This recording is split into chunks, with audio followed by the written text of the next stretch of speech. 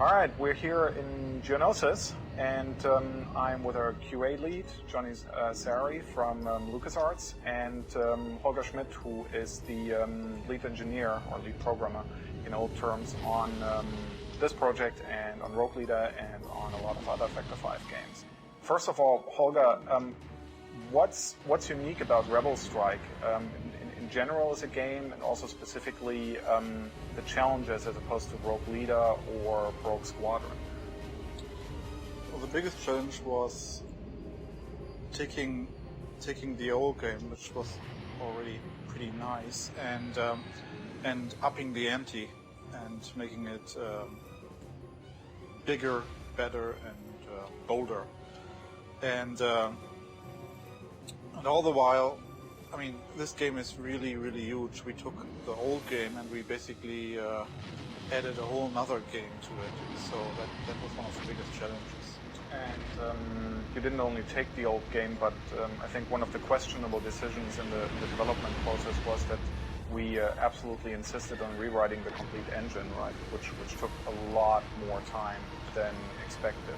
Yes, there's always two sides. Either you take the old engine and you just tack something on and try to make it look better, but we decided to rewrite the whole engine and basically start from scratch and get to a point where we added all the features for the old game, basically rewritten, and then we brought in the whole old Rogue Leader game, and obviously, which is still ongoing. Five days before the master, we're still adding features which were in Rogue Leader, which haven't been yet brought into Rebel Strike. Well, you miss one or two things, so yeah, there's always time.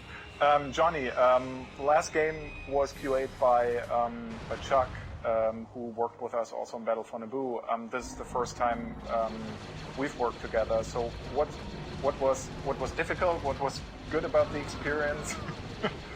I think what was great about it is that you guys really know what you're doing. If something's broken, something's not working, usually 9 times out of 10 you guys already know about it. And the turnaround for getting the fix is usually fairly quick, and having us on site definitely speeds up the process of finding out what's wrong and coming back and getting things looked at and worked on. Also, working with you guys in regards to the difficulty. Usually QA has a lot to say about that, but the developers usually have their own mind and do what they want to do. We're famously known at LucasArts for having way too much our own mind. you guys have actually done really good on that. So it's looking good. And so when does QA normally, because probably most people who listen to this have only very vague ideas about the QAing process. I think for a lot of game fans, it's kind of their dream job. Is it really a dream job? Now be honest. Yeah, actually it is. There's a lot of hours though, and you are playing the same game and possibly the same levels over and over and over, breaking them, getting the fix, verifying things get fixed, finding new issues. So it gets a little tedious and monotonous at times, but on the whole, I mean, you are playing a game, and you do have a say in fixing some problems, making sure it looks good when it goes out, and you have that ownership that that even though you weren't involved in per se like the art or programming it, that it's definitely massive. Yeah, I think that's also what you're mostly complaining about, Holger, right? Yeah. I mean, as a lead programmer, I'm supposed to know the whole game, but I'm having a hard time actually playing all the game all the time and finding things. Yeah, it's interesting for me because it's the first time kind of Brett and I had almost split out duties, where basically he was focusing a lot on the multiplayer stuff. It's by personal taste because I'm more into single player.